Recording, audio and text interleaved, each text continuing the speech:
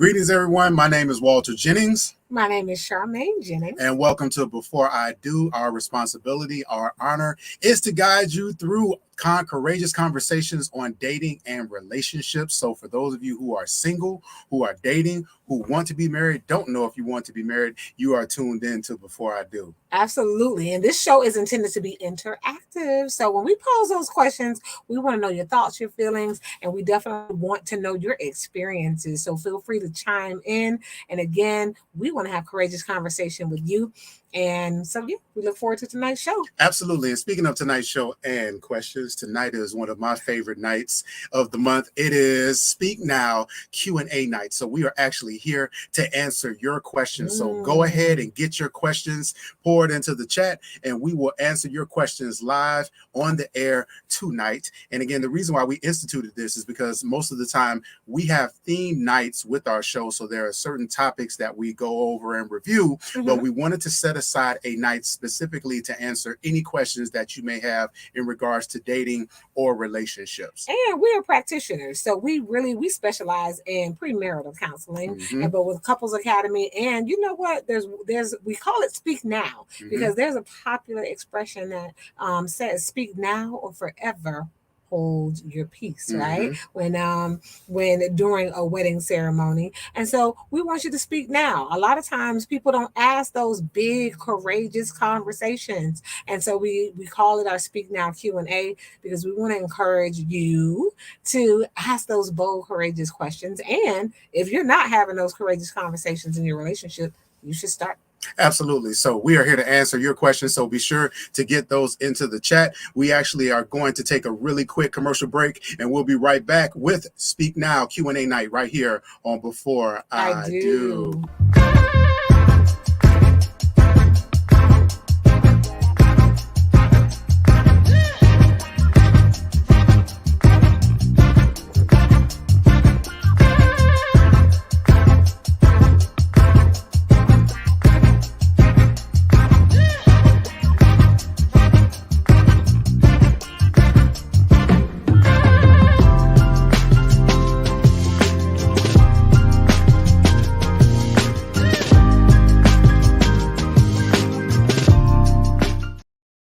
Welcome back to Before I Do. Tonight we have our Speak Now Q&A, and so that means that you can put your questions in there. What questions do you have about relationships with yourself, relationships with someone else, married, dating, thinking about it, not so much anymore? Whatever those questions are, we want you to pose them. And so we want to shout out a couple of our listeners tonight. Thank you for using the chat area. Want to shout out Laquita Jennings. Yes.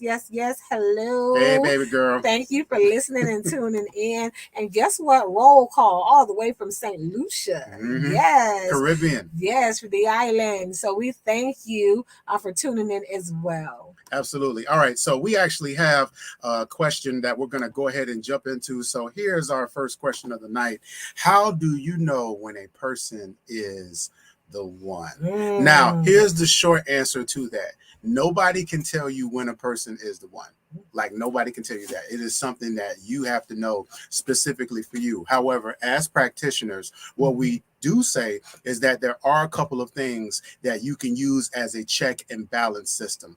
The first thing is that you want to make sure that you know your principles and your values that you live by. There's a big conversation now about this whole thing when it comes to red flags, being able to identify what red flags that a person has that you need to be mindful of. And part of that is that when it comes to red flags, what may be a red flag for you may not be a red flag for me.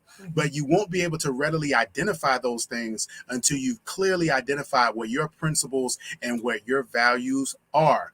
And so what you don't want to do is to get into a marriage or get into a long-term relationship with someone where you haven't properly gotten a grip on and understanding who you are. Now, you will understand more about yourself as you get into a relationship, but it is so important that you recognize and identify your principles and values before you commit to a lifelong relationship with someone. And we really stick to the principles and values, because a lot of times when we get this question, how do you know if a person is the one? Really, the question, the question really under that, the hidden question is, how do I know if this person is the perfect one? Usually that's what they want to know. Right. And so we live in a day and age where we want perfection. I want the guarantee that I'm not going to be hurt. I want the guarantee that this person is not going to disappoint me. And if really that is the fear, that is the question that's underneath this question, how do you know if a person is the one? Then it does go back to, first of all, if you're intentional with your dating, you're intentional with, first of all, and that's why we love doing work with individuals. So, oh, well, I'm not engaged yet, so I don't need to talk to Walter Charmaine. No, woman, man, go ahead and reach out to us, because we want to make sure you're ready today. We want to make sure you're ready if those are desires you have, but you need to know what your principles are. What are your values? What are you wanting to build with someone? And that you're solid, because you're going to attract, and you're going to be able to speak into existence and in your life individuals who align with where you're going and what you want. The other thing that we say too is that it's very important that you not marry someone until you've been able to observe them in all four seasons. Yes. The 4 seasons of the relationship, akin to the 4 seasons that we have in life. When you have what we say is that when you first meet someone, that represents the springtime. Charmaine likes to say that you're not even necessarily meeting them, you're meeting their representative. That's right. They cross all their T's, That's they dot all the I's, they're buttoned up, they're on their best behavior because they're trying to actually get close to you and get to know you. So Charmaine actually makes a very good point that you often too want to be very careful of the things that you reveal to a person as it relates to what you look for in a specific partner, because what you'll find is that people will become chameleons, where they will allow themselves to adapt to what you say you want in a person until they get what they want or they get close to you, and then their true colors begin to be shown. So you move from spring into the summertime, and that's when things get hot and heavy and heated. Usually you have that physical intimacy that kicks in, and again, it can be a very exciting and it can be a very great time, but again, that is not the totality of what it is like to actually deal with that person. You've only observed them in 2 of 4 seasons. Now the fall, that's when you get into the removal of the leaves, when you get to peel back some of those layers, when you get to see how they interact potentially with people. You start hearing about how they interact with people on their job, how they interact with people in their family. You're observing them when you go out to interact and do different things together, and they're yelling at people, honking at folk, road rage, different things that happen. It's like, wow, sending food back to the kitchen and never with an attitude. Exactly. So you're seeing all of the emotions. There's so many different emotions on the emotion wheel, right? You're getting to see you're seeing the good side, you're seeing the bad side. Absolutely. And so that's what fall starts to do. It's peeling back those layers that often, can reveal how is this person when they're at their peak stressed moments. And then you get into the winter time. Yes. And of course, the winter is when things grow cold. And that is usually around the time when you all have your first argument. Yeah, because things are getting a little boring, a little stale. We've been going to the movies. We kind of do the same thing. We go to the same eating spots. And so now the novelty of the relationship is kind of wearing off by winter. Absolutely. And so again, how do you know when the person is the one? First of all, you need to come into it and have solid morals, values, and principles that you live by so that you can attract that. And then you, through the 4 seasons, will be able to see if this person fully aligns with those things in all seasons, and so I think that's big. Absolutely. How did you know I was the one?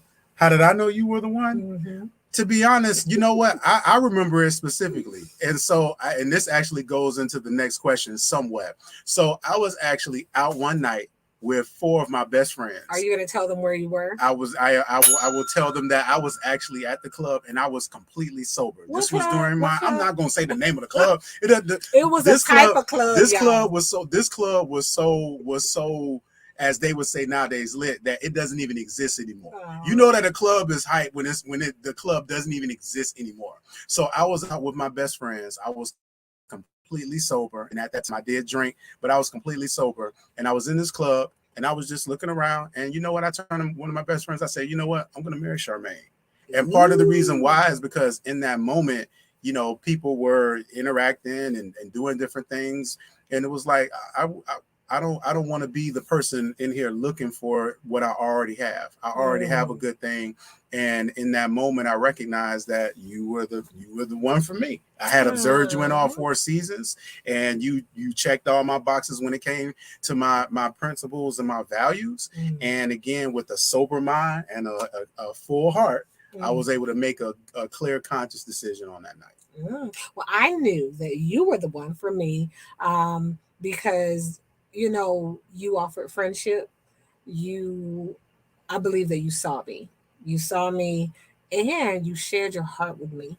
And I don't know, a lot of guys, they guard themselves. They guard their hearts. They guard their true feelings and emotions.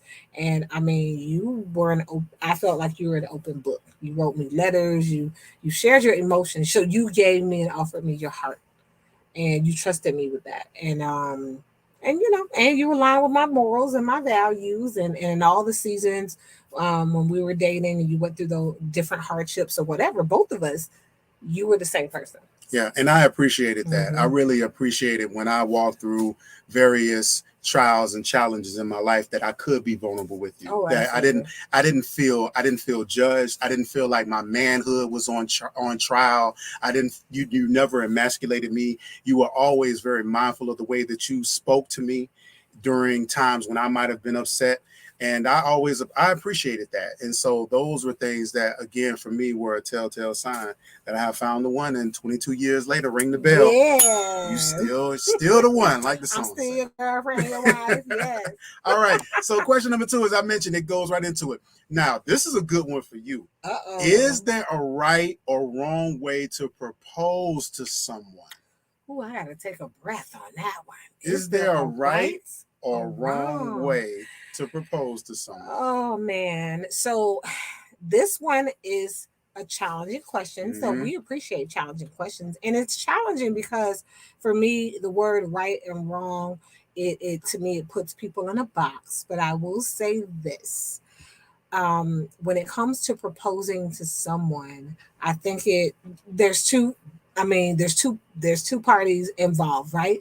And so you have to be genuine and unique to who you are. And so we have some very creative beings, and relationships are a reflection of the uniqueness and the unique personalities of the two people involved. And so I will say, you know, the right way to propose is that it is authentic to you and your partner, which means, you know, to say there's a wrong way, to me, it's only wrong if you're not ready. If they're not ready, if you're proposing because of a circumstance, you know, and you really don't want to do it. So to me, the wrong way to propose is if you're proposing and you really don't want to propose. All right, I'll marry you. Ouch. Like nobody wants that proposal. So to me, there are some non-examples for proposing when you really don't mean it. You really don't want to. You really haven't gotten confirmation that this person is the right one. And to me, the right way to propose is being confident that this is the person you're supposed to be with, confident that in the way that I propose, it's going to reflect who I am, and it's also going to acknowledge and affirm and admire who they are. And it's really the start to the beauty of what you aspire to build with that person. So part of the centerpiece of a proposal and an engagement is a ring. So say I found the right one, I know she's the one, and I want to propose, but I don't have a ring. Do I wait for it? Do I wait for the ring, or is it okay for me to propose without a ring? And you know what? That question is is really, I think, again, unique to the couple. There are couples who they don't even wear rings. So I've seen couples who they get a tattoo ring around their ring finger, or they get tattoos as a permanent symbolism of their love. Ring, we know that as marriage counselors and relationship counselors, a ring, it's round. And it's round for a reason, and there's symbolism in that. Circles, represent infinity, right? And so when you get married, the goal of it is to be forever. And so you have individuals who wear rings as necklaces. So there's a lot. Again, people are being very creative, but as far as, do you wait until you have a ring? I think there are a lot of men and women that will say yes, you should. Because there should be something that's symbolic of what you should be willing to invest in a symbol that's going to represent our union and our forever. And what is that? Now, again, it may be a ring for some couples. That is tradition in our Western world. That is tradition. But there are tons of stories out there about how unique people are becoming with proposing and what they're proposing with. But I don't know. I think if you didn't have any money and you still wanted to marry me and you proposed, I think I actually would respect, I think I would have respected whatever it is. I think it would have been tough and it would have provided some pressure, because that's the first thing people do is like, oh, you're engaged. Let me see your ring. And it's just like, because of our social norms here, it can be tough for, I think, both parties. I think it can be tough for you because people are looking at you like, I mean, you broke. Like, why didn't you present a ring? And for the woman as well, it can be kind of tough if she doesn't have a symbol of your love. Well, part of what you're alluding to, both of these together, is consideration. So that consideration on both you as the individual that is proposing and the individual that you are proposing to, making sure that you're making a conscious decision and effort that is a true reflection of your relationship and the desire of both individuals that are within it. And understanding too that even if you get it wrong, that's fine, but you want it to be done in a way to where consideration was at least given of that person and what it is that they will desire. And I will say this, and I'm just going to tell the truth. I had an event company and I would provide wise counsel for some of the couples that I supported. And earlier on, starting out, a lot of those couples did not have money. They did not have a lot of money, right? And so they would ask, we live in a day and age where we have Amazon, and I'm going to tell you, you can buy a $50 ring with, with crystals and things like that, sterling silver, and that ring can be the most gorgeous thing ever. And so the question becomes, is we also advise our couples not to go into debt for a party. Absolutely. The wedding is the party, but the marriage is the lifestyle that you're building. Can you ring the bell for that? Yes. That's a good one. So we don't want you to go in debt. You're trying to floss. You're trying to, portray, he bought me this $3,000-$4,000 ring. Okay. And really, research shows the more money couples actually spend on their wedding and ring and all of these things, sometimes the marriage is a lot shorter. And couples who spend less money, a lot of times their marriages last longer. So again, I would encourage some of the couples, they didn't have money for a ring. Okay, spend $50 or $30 and buy a ring that's sterling silver with some crystals or whatever. Because it's a symbol of your love. And people say, well, it's fake then. My love will be fake if I give a fake ring. The bottom line is it's just a symbol. The love is the thing that needs to be real. So part of our platform, as far as with premarital counseling, which is what we specialize in, is helping couples to focus more on the marriage than the wedding. And so there are so many couples that they get tripped up with all of the nuances of planning a wedding that they don't plan for a strong, proper marriage. They're so concerned about the ring, they don't get premarital counseling. They're so concerned about the wedding, they don't have savings for where they're going to live after they do get married and different things of that nature. So putting the cart before the horse. So really important that but we will say this too, that the proposal process can provide a peek to what life may be like as it relates to decision making with planning and finances with that individual. So don't discount that and take that for granted. It is something that you do want to make sure that you plan out and take serious,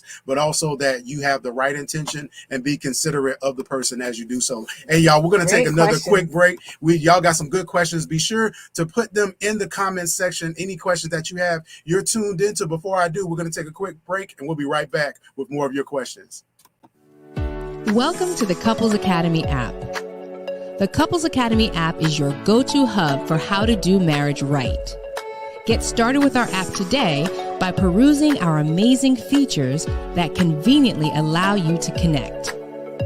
This app is packed with powerful content and resources to help you grow and stay connected. With this app, you can watch our messages, find marriage resources, watch, listen, and read the real-life stories of restored couples, sign up for events, read articles and blog posts, stay up to date with push notifications, share your favorite messages via Instagram, Facebook, Twitter, or email, and download messages for offline listening. For more information about the Couples Academy app, go to couplesacademy.org. Thank you all so much for tuning into Before I Do. You're in the midst of our Speak Now Q&A night right here on the Couples Academy Network. Want to give a big shout out to Gail from Trinidad and Tobago. We are international with this thing, y'all. Thank y'all so much. My fellow islanders, yes. Y'all didn't know I was an island girl. Mm-hmm. Yeah. Absolutely. So, okay.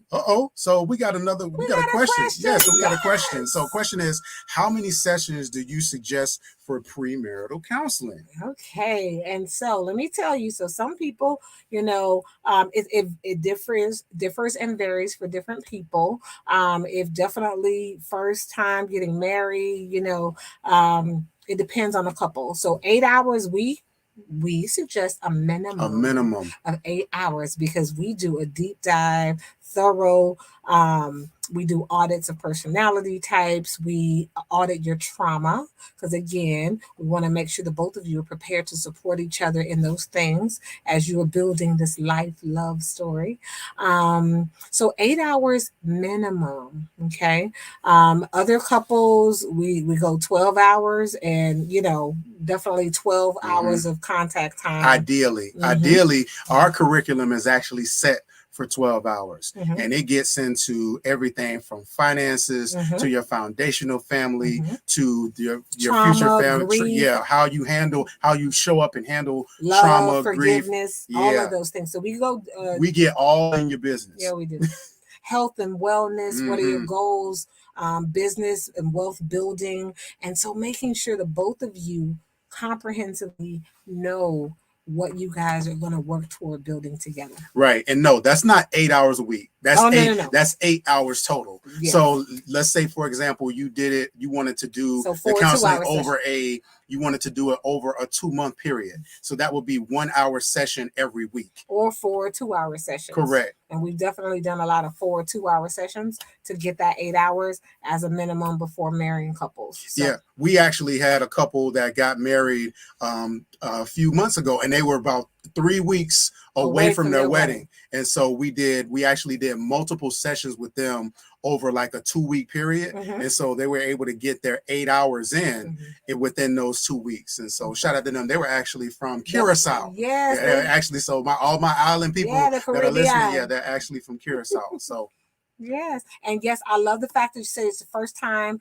getting married. First time marriage as well. We do talk about different types of marriages. And so nowadays society is changing a little bit. We got married when we were we considered ourselves to be very young, but we had a cornerstone marriage.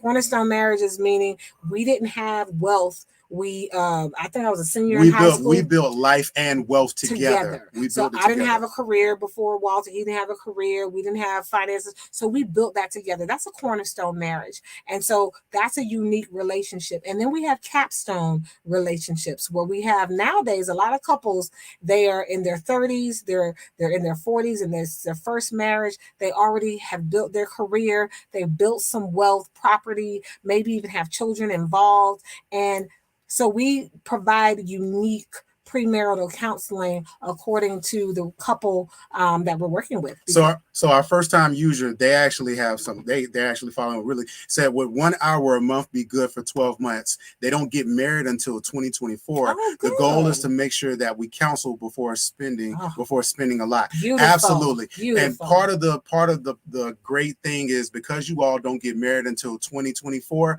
you can actually plan it out a little further. But the consistency is the important thing. Yes. So that 1 hour a month, those breaks between, you want to make sure that you get with practitioners like Charmaine and I that have a curriculum that's going to help you provide work to bridge you from 1 month to the next. Yeah, our comprehensive program is 12 hours of contact time with us, but then we also have an hour of pretty much of homework, things that we have you do when you're not with us, and we use arts as a form of supporting our couples. So movies and different things that we assign you to do strategically to support the courageous conversations that you both will have. Absolutely. So as we get ready to go into 2023, if you all don't get married until 2024, that is a good time next year to start those premarital counseling sessions, and definitely do something every month leading up to that time. That's a great question. So definitely reach out to us if you're interested in premarital counseling, because that again is what we specialize in doing, and that's part of our passion. And our background is actually what got us into it. We did not get premarital counseling. And we both come from families where my parents have been married 60 years, her parents have been married 50 years, and we still almost didn't make it. So literally leaving from the wedding, from the court, from getting married, from the courthouse. Yes, and we were like, I made the worst mistake of my life. And we don't even argue. Exactly. We don't even argue, but the conflict and attack already started. Marriage is a beautiful thing, and the moment you say I do, those conflicts and attacks come. And if you don't have the strategies to know how to weather every storm, again, it's not going to be perfect, but the perfection is knowing that whatever we go through, we're going to handle it. We're going to be able to work together to get through it. And so the perfection is having the strategies, knowing how to work through and support each other through trauma, through triggers, through things that life naturally are going to bring your way. So again, important point. Just because you come from a family or a background where everybody's married and your parents are still together, that does not guarantee success for you in your marriage and relationship. Absolutely. And just because you come from a broken home or a home that has not necessarily had a great track record when it comes to being married, doesn't mean you're doomed for success in your marriage either. Right. As Charmaine mentioned, it's making sure that you get the strategies and the tools to know how to navigate your marriage and relationship, because every relationship is different. But one thing that all relationships and marriages have in common is that you have to have a plan for success, because if you fail to plan, then you plan to fail. Yeah. Grant, we all love saying I do, right? For the better part, but it's the worst part. Grant says, I feel counseling is needed when married, but it can be very expensive. But if you guys are doing counseling free, then it's a blessing. Married for 7.5 years, but had tragedy happen 2 months after I got married, and feel as if it's affected my spouse and me. So Grant, to your point, absolutely. Now, what we will say is this: marriage, just like most things, is an investment. It is. So just because it's not free, it is an investment that we encourage you to make in your relationship. And so that is a really important part of making sure that you show value by having the right individuals that are speaking into your marriage to make sure that you get the strategies and the tools that you need. Yeah, investment is the word. Imagine, and we have to look at it as a part of our health and wellness. Literally, individuals who get married tend to live longer. Their health is a lot better. And the question is, are we going to be proactive about our health and wellness? Because either way, we're going to have to make an investment. And so premarital counseling, and or even if you're already married, it's not too late. You can do a wellness check. You can do a coaching cycle of a couple of weeks where you check in, you go get your checkup. It's like going to the doctor, right? And making sure you're doing those diagnostic annual visits. And so with married couples who have already been married, it's not too late. Even the two of us, we do annual wellness checks on our relationship to make sure we're healthy.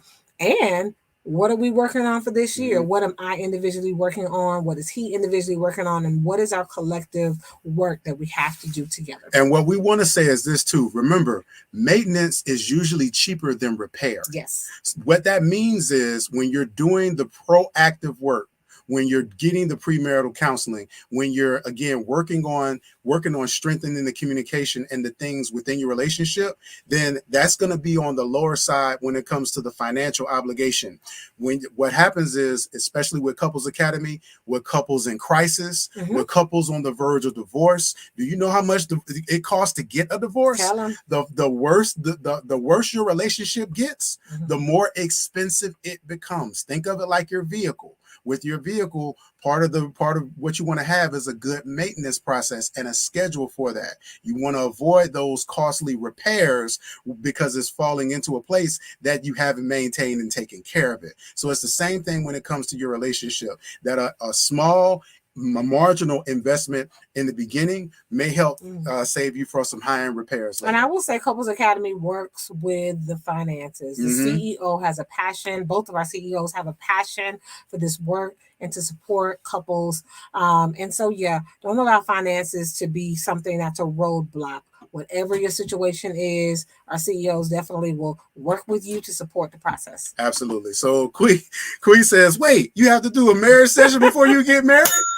No, you don't have to, but you should. And what we do say is, and it may be different in different states, but here in the state of Florida, you actually get a discount on your marriage license when you do get premarital counseling. So again, there is a financial savings that takes place when you do have premarital counseling. But again, that's something that even if you didn't, it helps. It shows that there is a, what's the percent again? A 30 or 20%? 33% resilience. So for couples who get premarital counseling, they have a 33% higher chance of staying together than couples who do not. And so again, you're getting those strategies and tools. And divorce costs it starts at about $30,000 to $40,000. I believe that one of our practitioners always says that divorce starts at that much. I mean, people spend hundreds. I think it just came out with Kanye West and Kim Kardashian. He has to pay $100,000 a month in child support. Like, people will spend more money on the back end of a divorce than they're willing to at least invest every year annually in getting some wellness checks. So reach out to us. We want to hear from you. Absolutely. And last but not least, to close out tonight, says, we love Danielle. Use the whole name. The whole government Danielle name. Marie Pettiford and Hassani Pettiford. You better speak the names. We love them too. We are so gracious. We are so honored to be in partnership and fellowship with Danielle and Hassani. Again, we're practitioners with the Couples Academy. We have the privilege of serving them. This is now almost December. Next month would have been a year that we've have the honor of working with Danielle and Hassani, and what they have been able to do with the Couples Academy has been absolutely phenomenal. And so we are so blessed to be a part of it. Hey, everyone, this has been Couples Academy Q&A night. Thank you all so much for your questions and your comments. You all can join us right here each and every single Wednesday night at 9:30 p.m. Please, if there's anyone that you know that's dating, if you enjoyed tonight's show and you're like, yeah, I need to make sure that my friends are tuned in, anybody that you know that's dating, that's interested or curious about marriage, anyone that is even turned off the marriage, maybe there's something that would help them as it relates to their dating life, or potentially change their mind about it, or at least make sure that they get more information or make a good informed decision. We are right here each and every single Wednesday night at 9:30 to talk about, before I do, all the things you should do before getting married. Absolutely. So definitely tune in each week. We are here. We are your Couples Academy practitioners. We want to hear from you. Book a session. You are in a relationship with yourself. So invest. Make sure you are ready. If you aspire to be in a relationship, the bottom line is you are in one with yourself. So reach out to us, connect, so you can definitely be on the path to fulfillment and getting everything in this life that you want and desire. Thank you for tuning in. This is Before I Do, and we will see you next week. Peace, everybody. Good night.